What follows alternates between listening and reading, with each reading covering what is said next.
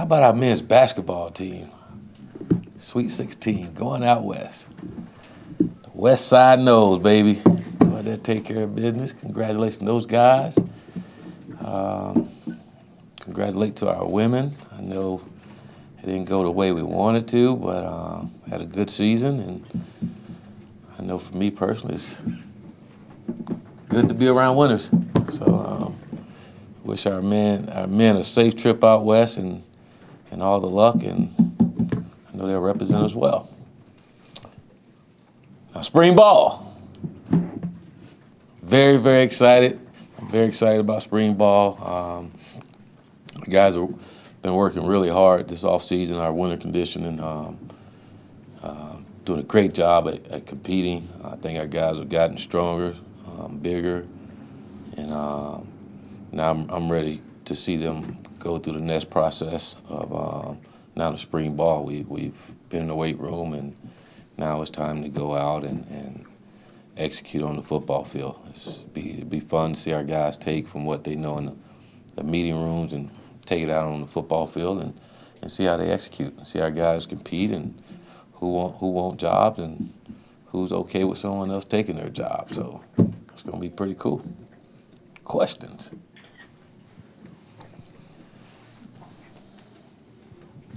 Willie, as far as your system, offensively and defensively, how much can you install in these 3 to 4 weeks to get a feel of what you exactly have? You can install it all. I don't think you get out of there necessarily knowing what you're really good at or not. And for us, we want to teach our guys our schemes and why we do things, what's the foundation to it, and how we can get to other things from there. And that's our focus on this spring. When spring ball is over with, whether it's offense, defense, or special team, we want to be able to say we're good at something, and then we can build off of that. And there's certain things that we're going to concentrate on and make sure that our guys are pretty good at it, and then we can continue to get better throughout the summer.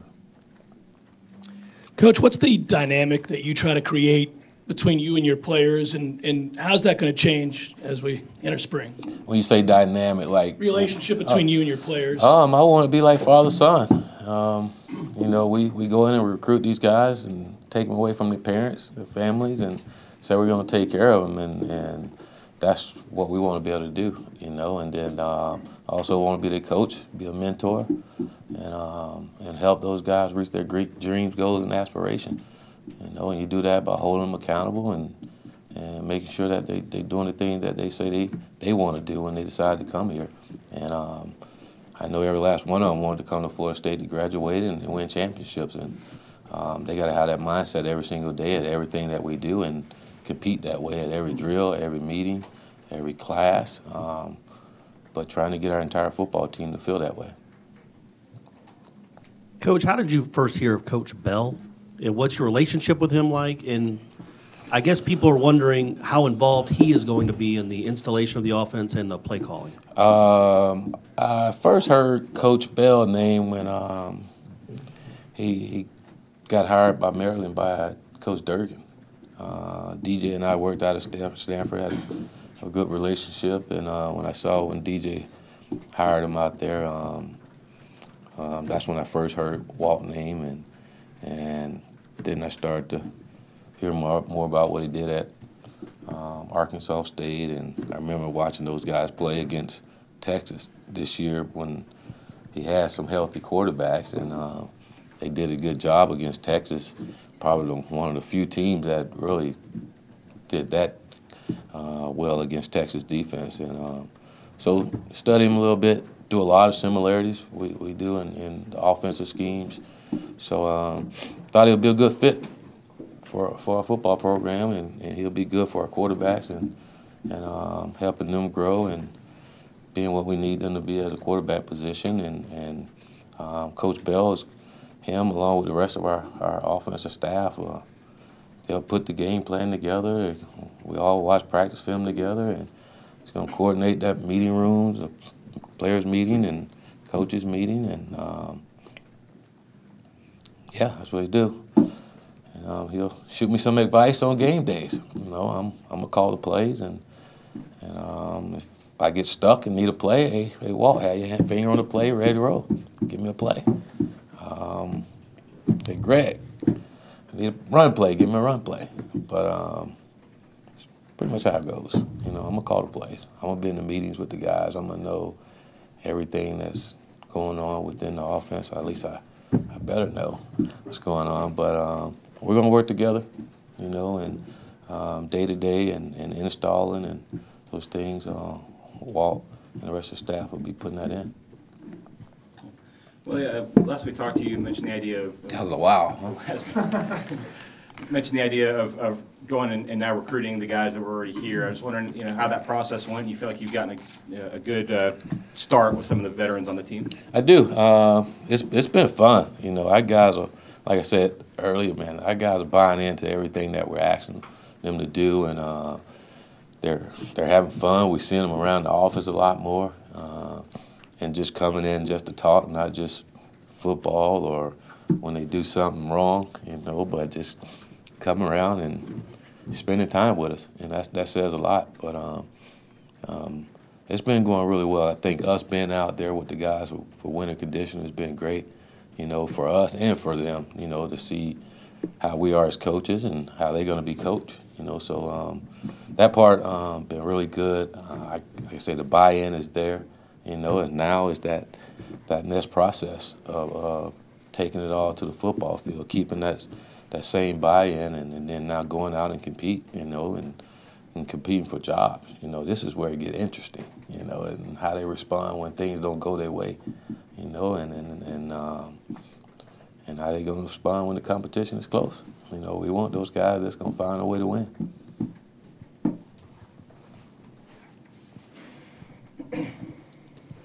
Coach, the first couple of days of practice, you're not allowed to go in pads because of the NCAA rules. Mm-hmm. Just what are you looking for from your team during those first few practices?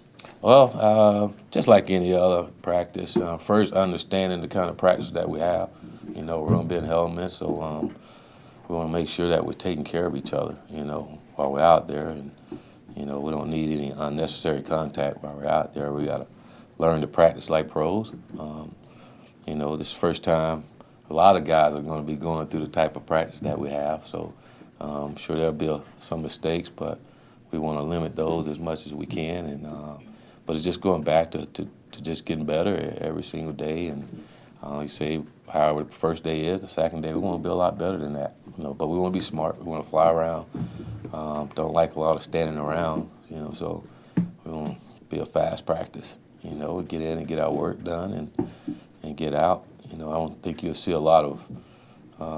We'll do a lot of coaching in the film room, but not stopping practice to necessarily slow down and just teach one or two things that you can get done on film. We're gonna let our guys go play. They're gonna make mistakes, and it's our job to correct them when we see them, and then in the meeting room. But we want them to play fast and not worry about making mistakes. Coach, the other programs that you took over were going through rebuilding phases. Here you come with the expectations that are in place at Florida State. How is it different going into a spring, going into coaching a group with those kind of expectations?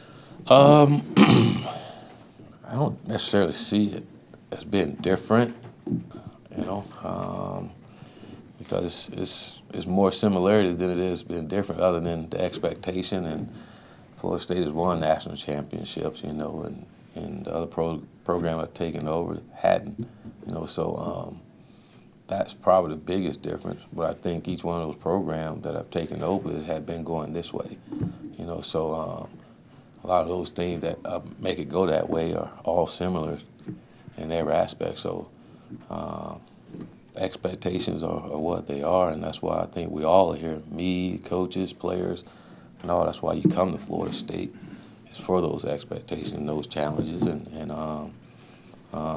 you look forward to, I know me personally, just look forward to going through the processes to get through those challenges, you know, and to accomplish those things that you want to accomplish and live up to those expectations.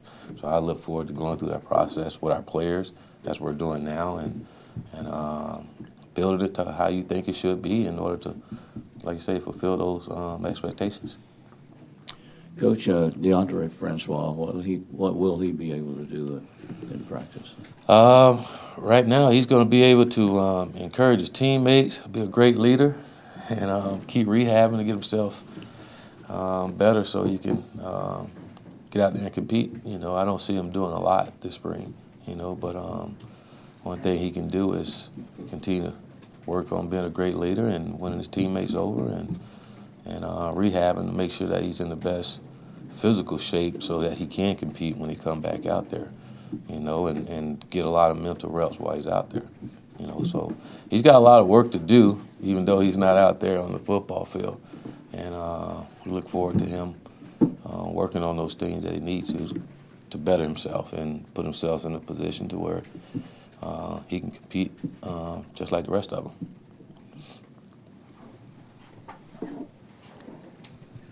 Coach, we see some banners on the practice field, blame no one, and there's another one, make no excuses. What's the other one? What's the other one? You don't see the other one? I didn't see the other one yet. It's not. Did you It's see on the it? opposite Yeah, side. the inside. Oh, okay. Oh, okay.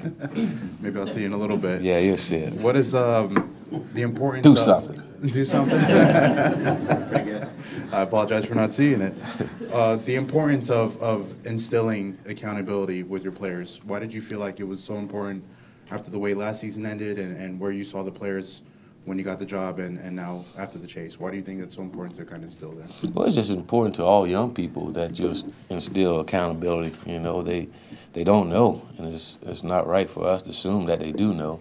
And you're just trying to help them grow as young people as they get older. And I think we all know that those things are critical in being successful, is being accountable and being disciplined in what you do. And those words that you saw out there, I personally think is pretty much all you need and with a work ethic in order to be successful. You know, I think all of it is simple, but it's not easy because of all the distraction. But don't ever make any excuses for you not being successful.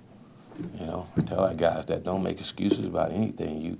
You have the ability, the good Lord bless you to be out here with unbelievable talent, and it's on you. Don't make excuses for anything. Don't blame the coach or anyone else. That's on you. I want our players to have that mentality, you know, and don't blame anyone else for not being the starter, you know, or for not getting the rep, or for not getting the grades that you want, you know, or for not doing what you say you were going to do when you came here, you know. So I want that to be a constant reminder for our guys. You know, it's each and every last one of them can do whatever they want to do, whatever they want to get accomplished. Again, it's which one of them is going to have the discipline and the accountability and the work ethic to get it done, you know. And we can apply all those things and structure things for them and help them, but they in return got to put forth the effort to get it done, you know. So just constant reminders. When you're bad at practice, drop a ball, and, oh, coach, he threw the ball. No, look at it. Make no excuses. Touch your hand, catch the ball. It's pretty simple.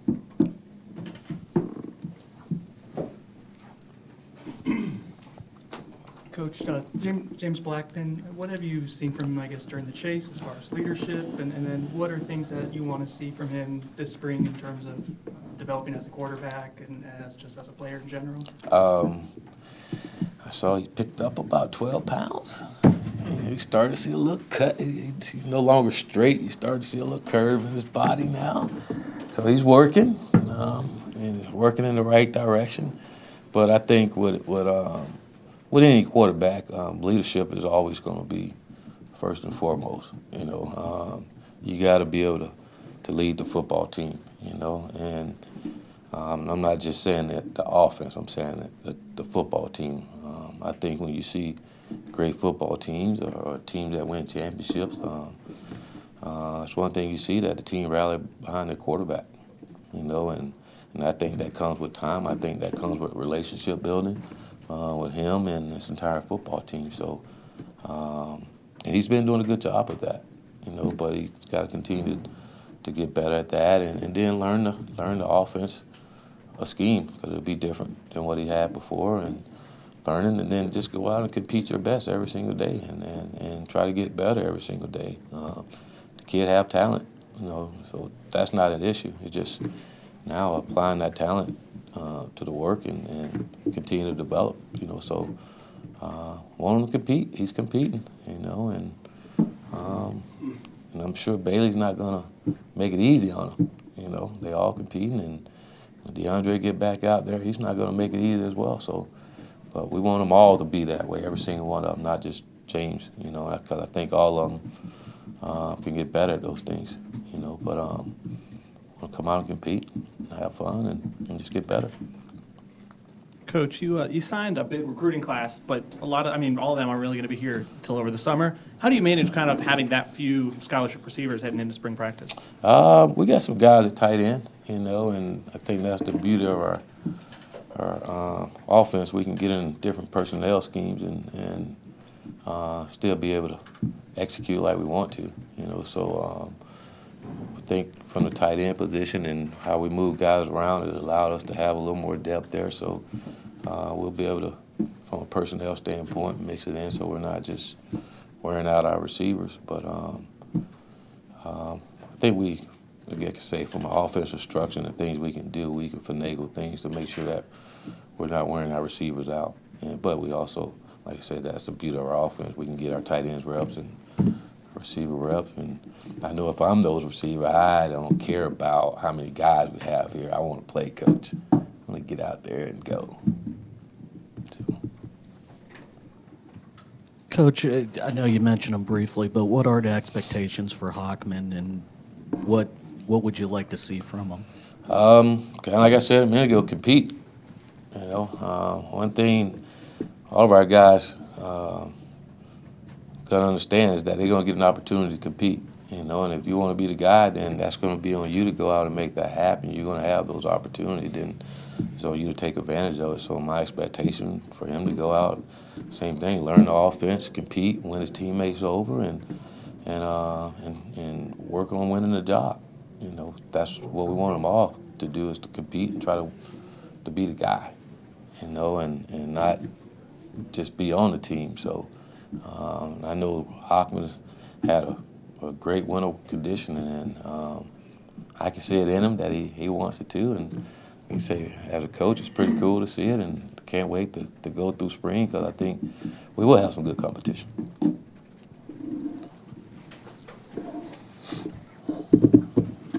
Hey, Coach. Hey. I noticed when the roster came out that you guys the single digits were not there for the player roster. What is the process for those guys to earn those numbers back, and when will that happen? They got to do something to get them back. I know when I was growing up, getting a single digit, they went to the dudes. You had to be a dude in order to get a single digit. And it's kind of how we wanted again. You want a single digit, you got to be a dude. Just any and everyone can't get a single digit. And being a dude is being the best football player you can be, and being the best student you can be, and having the best character you can have. So those are things that we evaluate our guys on daily, and I want to make sure that guys that's in those single digit are handling business in all three areas, and they're dudes. When I say handling business, they're at the top of their game in those areas. And to me, that's what it takes. That's what it takes to be a dude out there, and that's what we want, some dudes, some war daddies. Hey, Coach. Just the decision to open up practice this year for the fans. I mean, it hasn't been done here in a while besides on Fan Day. Just what are you hoping for the public to come out and see from this team? Well, I think just with the momentum that's going on, I think it's fair to our fan base and allow them to have an opportunity to see the football team. I mean, I know everyone's excited about what's going on now and want to give them an opportunity to see their guys as we go out to spring ball. And I think doing it when we're doing it is good for everyone. And then it'll allow us to have the rest of the spring to work with each other and try to get better as a football team and build our team like we want to, and hopefully be a lot better than what they see on day one and day two, and then they all can come back for the spring game and see the work that the guys have put in. You know, but it's really just, you know, I think it's fair to our fan base and everyone that's excited about the Noles and want to see the football team and what things are like. They have an opportunity to come out and see it.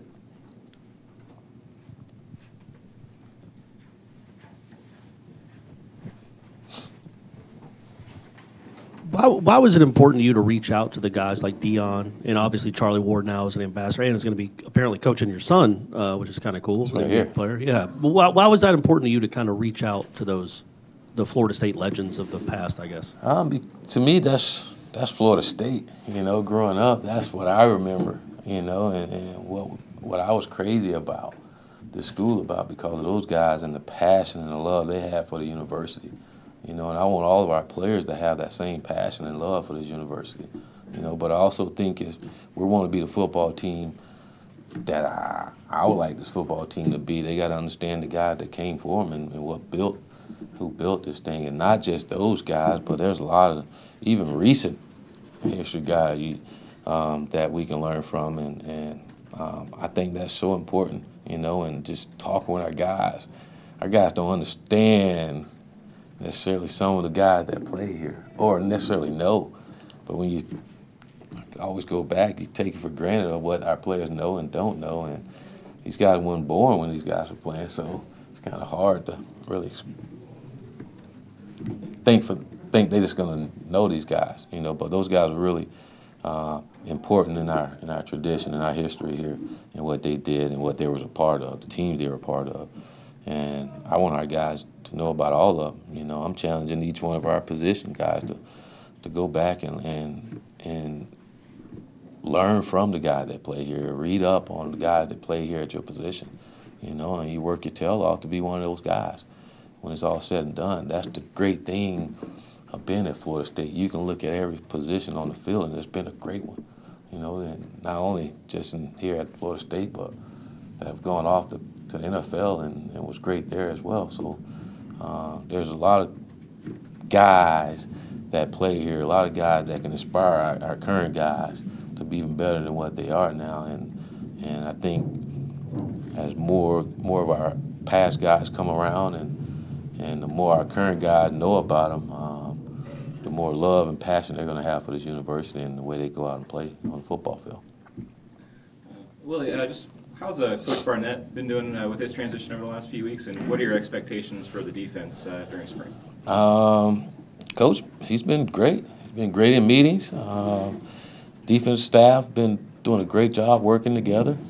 Seeing those communicate, watching him with our players have been fun to watch, you know. And but I've been really, again, sitting in on the defensive meetings, been impressed with how those things are going and expectation. Like I said from day one, we want to get back to Florida State defense, so being dominant, you know, and that's what we expected to do. But there's a process of getting there, and when our guys come out, and Coach always talk about being simple, but playing fast and physical and tough. We want to see those things out of our guys.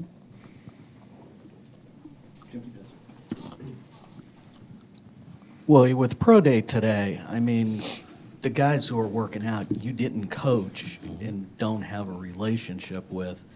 Just the pro scouts and people here, are they asking you more about Flowers, Freeman, and guys that your assistants might have coached at other places as far as background? I wouldn't say I don't have a relationship with some of these guys. I have a relationship with some of them. Some of them I recruited when I was at South Florida. So, and then, like I said, I had the luxury of being here while they were practicing for bowl game and had time to sit down and talk and get to know those guys then, and then stay in touch with some of them. So I wouldn't say from that point not a relationship, but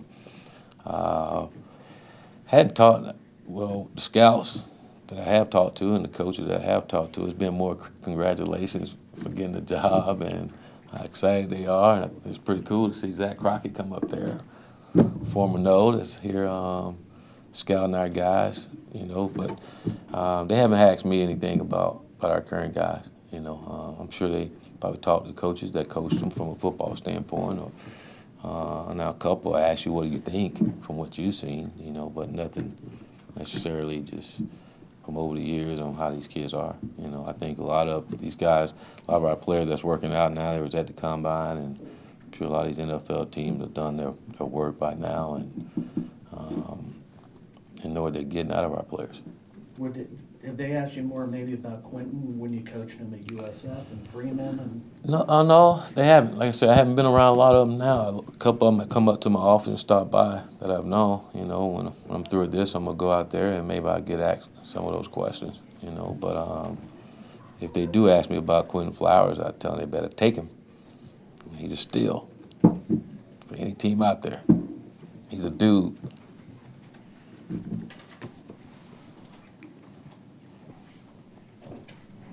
Coach, you were asked about the wide receivers' lack of depth there. Kind of the opposite. I wouldn't be a problem, but the opposite of running back, where you got Cam, Jock, I can go on and on, all the guys you got come back. How are you going to kind of juggle having that many elite running backs? And have you had a situation like this before where you've just been so stockpiled at one position? We've had times where we have at least 3 to 4 guys that's pretty good and pretty talented, and any one of them could get the job done. That's the beauty, again, of our offense, is that we got a lot of different personnel grouping to where we can get those guys on the field and allow them to play. But I don't think you can ever have enough running backs. You know, this game is a physical ball game, and you just never know with those guys when something can happen, you know. But I will tell you this, it's like, again, Christmas with the guys that we do have here. We're pretty deep there, and it'd be shame on us if we don't do the things we need to make sure those guys on the field are helping us. Does Akers remind you of anybody you've coached before? No, he's a little different. He's different. He's a sharp kid, too. He's a really sharp kid, and he's all about business and getting things done, and he's a pretty good football player, too. So, no, I think all of our guys have been different that I've coached before. You know, I would say Toby Gerhardt and Royce Freeman are very similar in stature and running styles, and where Marlon Mack, Dearness Johnson, and Bobby Rainey, those guys were totally different. They wasn't as big as those guys, you know. So,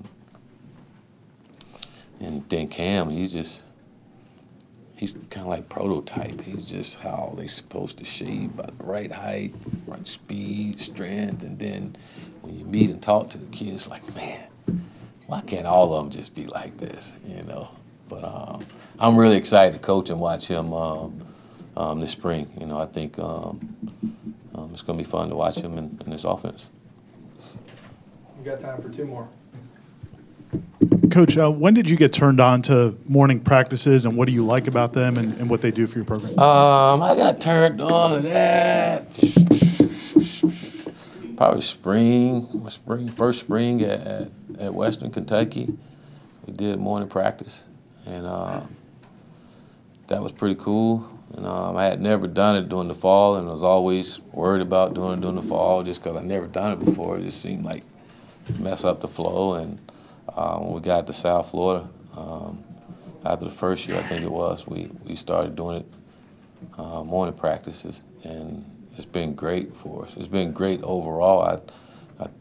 Ever since we've been doing morning practice, academically we've been so much better for whatever reason. But I personally think that have a lot to do with it. Just the way the day is playing out for our guys, and then them getting up and having to go to practice and having the rest of the day to do the academic stuff and not have to worry about coming back and forth over here has been good. And then living in Florida, living down in Tampa, it was the lightning capital of the world, you know. So I remember first couple of years there was time where we'll go an entire week without practicing and have to go play a game, you know, because of the weather, you know. And you kind of live and learn. Okay, the weather usually come around about 2 or 3 o'clock every day, you know. So let's just turn around. Let's try this morning thing out. We don't have to worry about that then. And but it's been great for us everywhere we've been since then, and can't see myself going back the other way. All right, last one. Hey, Coach, with the excitement of Charlie Ward coming back to the program, I think a lot of fans and people would like to know, what is exactly a brand ambassador, and what does that entail? That's a great question. I'm hearing that from everyone. You know, all I know about Charlie being back and associated with FSU is being the head basketball coach at Florida State High. You know, from that standpoint, you know, I don't think anything else that you're hearing out there is you take it for a grain of salt right now. I don't think anything else has been done. It's, like I said, I've heard that, seen that last couple of weeks, and kind of like you guys trying to figure it all out too. Called Charlie, asked Charlie, and told me he's going to coach little junior, and I was like, yes. I was fired up, you know. Told Willie, you can not only learn a little basketball, but quarterback, you learn from a Heisman Trophy winner, a great guy that played a lot of years in the NBA too. I mean, you can't ask for anything better, you know. So I'm excited that my son's going to be able to be coached by Charlie. How about that? Be pretty cool. I'm a little afraid though. He might not listen to me anymore when it comes to football. All right, thank you, Coach. All right, y'all have a great rest of the day. If you want to, look forward to seeing you out there tomorrow. There's some good stuff for you guys.